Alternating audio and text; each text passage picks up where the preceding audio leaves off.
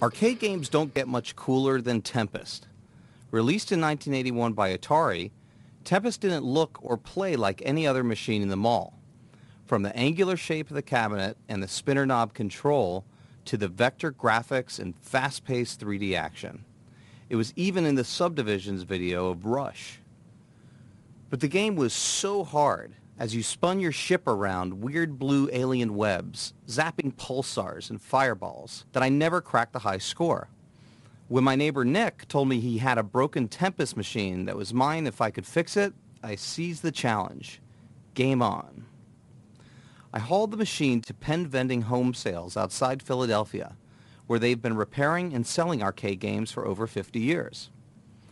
Walking inside, I found a warehouse filled with dozens of classic games, jukeboxes, and vending machines.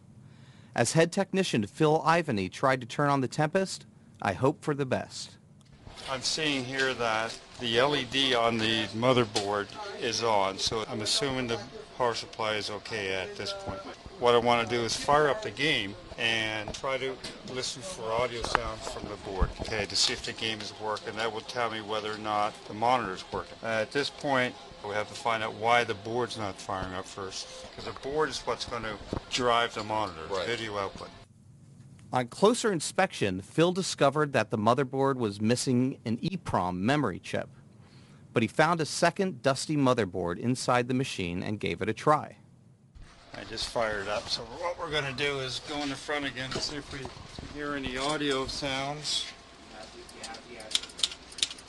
Okay, that's a good sign. It credits up. Okay, you can see the flashing lights here. This is indicating player 1 and player 2.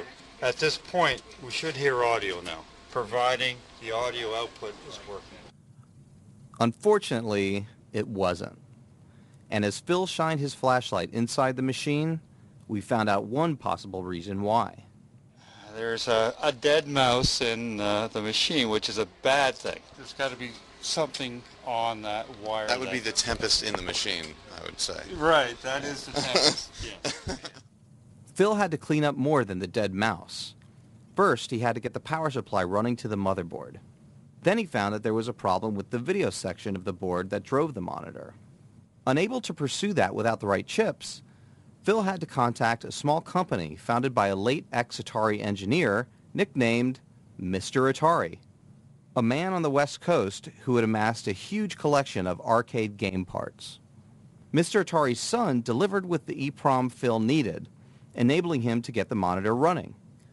But then Phil found another problem, a bad picture tube. Finally, after weeks of waiting for parts, Phil had everything fixed. When the truck with the Tempest machine backed up into my driveway, I felt as giddy as the kid playing it in the Rush video.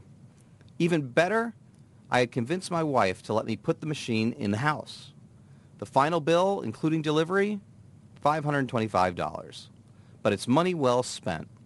I have the top score, for the moment at least. My friend's second grader isn't far behind.